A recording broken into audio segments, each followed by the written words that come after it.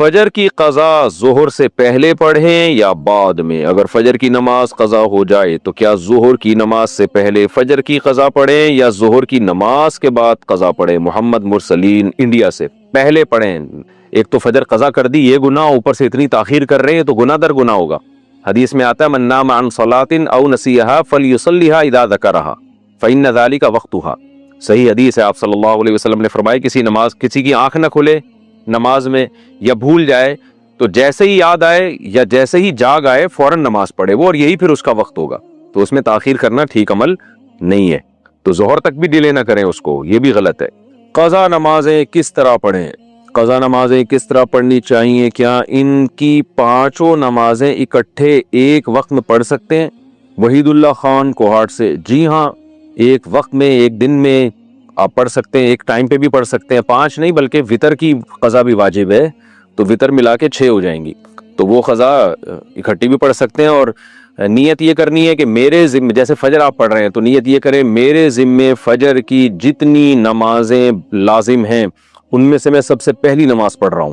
تو دوبارہ جب فجر پڑھیں گے تو بھی یہ نیت کریں گے کہ میرے ذمے فجر کی جتنی نمازیں ان میں سب سے پہلی، اس لیے کہ وہ جو پڑھ چکے ہیں وہ تو ذمے میں رہی نہیں ہے نا، تو اب جو ذمے میں رہ جائیں گی ان میں سب سے پہلی۔ تو اسی طرح پڑھتے چلے جائیں، وطر بھی اور ظہر بھی اور عصر بھی، اور اس میں سنت نہیں پڑھی جائے گی۔ سنتوں کی جگہ قضا نمازیں پڑھ سکتے ہیں، کیا عصر اور عشاء کی سنتیں غیر مؤکدہ نہ پڑھیں اور اس کی جگہ قضا نماز پڑھ لیں؟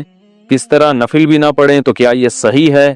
محمد آصف صاحب انڈیا سے۔ جی ہاں صحیح ہے، یہ سنتیں مؤکدہ تو نہ چھوڑیں لیکن غیر مؤکدہ قضا عمری کی خاطر چھوڑ دیں۔ ہارون الرشید کشمیر سے۔ اگر چارپائی پر دائیں یا بائیں سائڈ پر آدمی سویا ہو تو نیچے آدمی نماز پڑھ سکتا ہے یا نہیں؟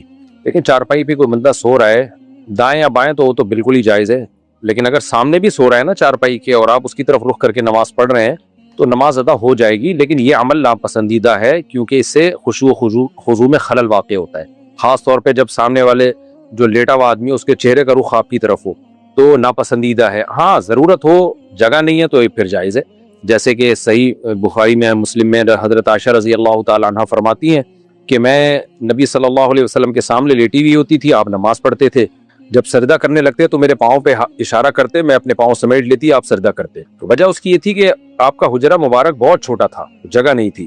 تو اگر جگہ نہیں ہے، مجبوری ہے تو ٹھیک ہے، مجبوری نہیں ہے تو پھر ایسے بندے کو سامنے لیٹا ہوا اس کی طرف رک کر کے نماز پڑھنا ناپسندیدہ اور برا عمل ہے، نماز بہرحال ہو جائے گی۔ اسلام آباد سے کسی نے پوچھا ہے، اچھا یہ ہو چکا۔ پاکستان سے کسی نے پوچھا ہے میری عمر 19 سال ہے، میرے بڑے بھائی کی عمر 22 سال ہے، ہم دونوں کی ابھی شادی نہیں ہوئی، اس کا مطلب کم از کم آپ کی شادی میں 3 سال تو ہوئی باقی ہے۔ ہم دونوں گھر میں اپنے والدین سے شادی کی بات نہیں کرتے، ماشاءاللہ بہت شرمیلے ہیں، چاہیے میں نے الفاظ کہے، لیکن میرا چھوٹا بھائی جس کی عمر 13 سال ہے وہ والدہ کو آپ کے کلپ سناتا ہے کہ باغی بن کر شادی کرو، گھر والوں کی ایسی کی تیسی۔ آپ بتائیے اس بچے کو کیا جواب دیں؟ اس بچے کو آپ یہ جواب دیں کہ آپ شادی کریں لیکن آپ سے کرے گا کون شادی؟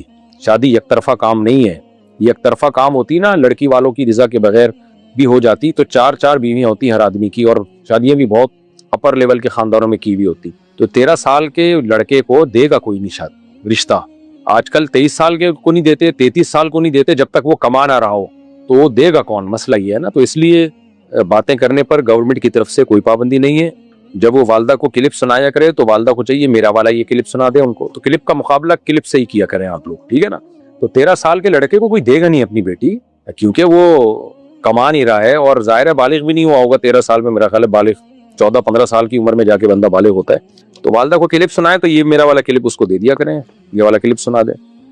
باقی اگر کوئی بالغ ہو رہا ہے اور کما رہا ہے، وہ بیوی کو اپنے خرچے پہ پال سکتا ہے، پھر ماں باپ کو شادی سے روکنے کا حق نہیں ہے، یہ تو شرعی مسئلہ ہے، پھر وہ کر سکتا ہے شادی۔ ہاں ماں باپ یہ بتائیں بیٹا یہاں کرو یہاں نہیں کرو، لیکن کرو ہی نہیں، یہ پھر یہ اتنے اللہ نے ماں باپ کے حقوق بھی ایک لمٹ رکھی ہے نا اس کی، تو یہ تھوڑی کہ ہر چیز میں ہی ان کو زبردستی کی اجازت اللہ نے دی ہو۔ تو اگر لڑکا بالغ ہو گیا ہے اور سیپریٹ گھر دے سکتا ہے ماں باپ سے ہٹ کے اور کما رہا ہے، بیوی کو کھلا سکتا ہے اور اس کو رشتہ بھی مل گیا ہو، تو پھر ماں باپ اس کو زبردستی شادی سے نہیں روک سکتے۔ لیکن 13 سال کے بچے صرف باتیں ہی کر سکتے ہیں، انہیں کوئی بیٹی دے گا نہیں، کما نہیں رہے ہیں، اور اگر کما بھی رہے ہوں بالفرض کوئی، تو لڑکی والے 100 باتیں سوچتے ہیں کہ بھائی یہ پال بھی رکھ بھی پائے گا، ہماری بچی کو نہیں رکھ پائے گا جب تک ماں باپ سپورٹ نہیں کرتے، تو کیسے یعنی سسرال والے گود ہی لیں گے اس کو 13 سال کے بچے کو؟ خیر جی، عبداللہ صاحب کہتے ہیں علی گڑھ سے، حج کرنے والے کو حاجی کہتے ہیں، اس طرح عمرہ کرنے والے کو کیا کہتے ہیں؟ عمرہ کرنے والا کہتے ہیں، آپ بھی یہی کہا کریں۔ معتمر کہتے ہیں عربی میں، لیکن یہ لفظ استعمال نہیں ہوتا تو چھوڑ دیں، کچھ نہیں کہیں۔ ویسے ہی شو بازی آج کل بہت ہیں، عمرہ کیا اللہ کے لیے کیا، بس کر کے آؤ اور اپنے باقی کے ایکٹیویٹیز میں مشغول ہو جاؤ۔ عصر کی نماز کے بعد سجدہ کر سکتے ہیں؟ جی، سجدہ تلاوت اگر ہے تو کر سکتے ہیں عصر کی نماز کے بعد۔ مفتی صاحب، دو بہنوں کا ایک ساتھ کلوز ہو کر سونا کیسا ہے؟ اگر وہ بالغ ہو گئی ہیں تو پھر بالکل کلوز ہو کے سونا ان کا جائز نہیں ہے، اس میں بہت سارے فتنے اور فسادات کا اندیشہ ہے۔ تو طالب علمی کے زمانے میں شادی کرنا کیسا ہے؟ بالکل شریعت میں ترغیب ہے نوجوانوں کو نکاح کرنے کی، اس میں کوئی فرق نہیں ہے کہ طالب علم ہو یا طالب علم نہ ہو۔ البتہ یہ ضرور ہے کہ جب آپ شادی کریں گے تو اگر ماں باپ کے خرچے پہ کریں گے تو ماں باپ کا راضی ہونا ضروری ہے، کیونکہ ماں باپ آپ کو شادی سے روک تو نہیں سکتے، لیکن ماں باپ یہ کہہ سکتے ہیں کہ تمہاری شادی پہ ہم پہ خرچہ لازم نہیں ہے، تو ماں باپ کو یہ رائٹ ہے، وہ کہیں بھائی ہم خرچہ ہم نہیں کریں گے، تو پھر آپ کو دے گا کون؟ سوال پیدا ہوتا ہے نا۔ تو اس لیے اگر آپ طالب علمی کے دور میں کما رہے ہیں، کچھ بیوی کا انتظام کر سکتے ہیں اور رشتہ بھی مل جائے تو پھر کر لیں آپ۔ اور اگر انتظام ہی نہیں ہو رہا، لڑکی والے کہہ رہے ہیں آپ کما نہیں رہے ہو، یا آپ کو پتا ہے کہ میں لڑکی کو لے تو آؤں گا گھر میں لیکن میں کھلاؤں گا کہاں سے اس کو، تو بھی جائز نہیں آپ کے لیے۔ تو بات طالب علم کی نہیں ہے، بات یہ ہے کہ آپ بیوی کے حقوق ادا کر سکتے ہیں یا نہیں کر سکتے۔ ادا کر سکتے ہیں تو آپ شادی کریں، ادا نہیں کر سکتے تو آپ طالب علم ہو یا نہیں ہو شادی نہیں کریں آپ، بلکہ دے گا ہی کوئی نہیں آپ کو، کرنے یا نہ کریں تو وہ ایک الگ بات ہے، دے گا نہیں کوئی، دے رہا ہے تو ہمیں کوئی اعتراض نہیں۔ بعض دفعہ آدمی کچھ بھی نہیں کر رہا ہوتا، پھر بھی لوگ کہہ رہے ہوتے ہیں ہماری بیٹی سے شادی کر لو، کہتے ہیں میں تو کچھ نہیں کر رہا، تو وہ کہتے ہیں کوئی بات نہیں، گھر داماد بنا لیتے ہیں وہ۔ تو اگر کوئی گھر داماد کسی کو لوگ بنانے کے لیے تیار ہیں، اتنا خوش قسمت ہے کہ سسرال والے بیٹی بھی دے رہے ہوں اور خرچہ بھی دے رہے ہوں، تو سبحان اللہ، وہ پھر ان کا آپس کا معاملہ ہے، پھر میں بیچ میں کباب میں ہڈی کیوں بنوں بھائی؟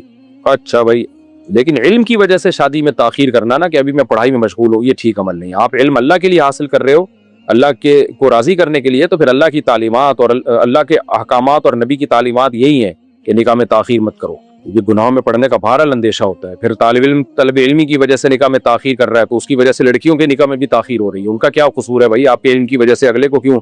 اب دیکھو جتنے طلبہ ہیں ہزاروں لاکھوں کی تعداد میں ہے نا، یہ سب شادی نہیں کرتے جب تک ہم تعلیم ہماری مکمل نہیں ہوگی، تو ان کی وجہ سے ان لڑکیوں کے رشتوں میں بھی تاخیر ہو رہی ہے، ان کی زندگیاں برباد ہو رہی ہیں۔ کیا نماز آدھی آستین کے کپڑوں میں ہو سکتی ہے؟ جی ہو سکتی ہے۔ جمعے کی نماز پارک میں پڑھنا جائز ہے یا صرف مسجد یا مصلی میں پڑھنا بہتر ہے؟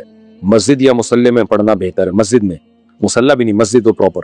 بچے کی پیدائش کے بعد اکثر چھوٹے بچوں کو پیلیا ہو جاتا ہے جس کو اکثر لوگ جھڑواتے بھی ہیں، کیا یہ جھڑوانا شرک ہے؟ شرک تو نہیں ہے لیکن پرلے درجے کی جہالت ہے، اور ایسی چیزوں سے ہی شرک کا اور توہم پرستی کا دروازہ کھلتا ہے۔ بچوں کو پیلیا ہو جانا نارمل ہے، اس میں کوئی جھڑوانے کی ضرورت نہیں ہے، یہ تقریباً سبھی بچوں کو ہوتا ہے۔ اس کا بہترین علاج یہ ہے کہ صبح اور شام کی دھوپ لگائیں بچے کو۔ دیکھیں اللہ نے ہمیں اتنی اولاد دی، اللہ نظر بد سے بچائے، تو ہم تو دھوپ میں رکھتے ہیں بچے، وہ سیٹ ہو جاتے ہیں۔ ڈاکٹر بھی یہی کہتے ہیں کہ صبح کی دھوپ اور شام کی دھوپ بچے کو لگائیں آپ، پیلیا ختم ہو جائے گا اس کو۔ یہ جھڑوانے والی جہالتوں سے اپنے آپ کو نکالیں، اور یہ جو کانسیپٹ بن چکا ہے نا پیلیا جھاڑے بغیر جاتے ہی نہیں ہے، یہ بالکل فضول بات ہے۔ جتنے انگریزوں کو پیلیا ہوتا ہے جھڑے بغیر ہی جاتا ہے، سعودی عرب میں جتنے عربوں کو پیلیا ہوتا ہے جھڑے بغیر ہی جاتا ہے، یہ صرف انڈیا پاکستان میں ایک عذاب آیا ہوا ہے، اور جھڑوانے والوں کے دھندے چل رہے ہیں، اس سے ان کی دکانیں چل رہی ہیں۔ اور پھر افسوس کی بات ہوتی ہے علماء بھی ایسے بے وقوفوں کو سپورٹ کر رہے ہوتے ہیں، کوئی گلے میں جوتوں کا ہاتھ ڈالا ہوا ہے، کوئی پتوں کے ہاتھ ڈالے ہوئے ہیں، اور پتے جیسے جیسے پیلے ہو رہے ہیں پیلیا نکل رہا ہے، بس ڈرامے بازی ہے۔ اس لیے ہمیں نا یہ ہمارے سامنے یہ دلائل نہ دیا کریں۔ تو ہمارے خاندان میں 2 بچوں کو پیلیا ہوا تھا، جا ہی نہیں رہا تھا، سب نے کہا جھڑواؤ جھڑواؤ، ان کے والد میں ماشاءاللہ اللہ پہ توکل، اعتماد، کانفیڈنس، مجھ سے بھی مشورہ لیا، میں نے کہا نہیں جھڑواؤ، اگر جھڑوا دیا نا اور یہ ختم ہو گیا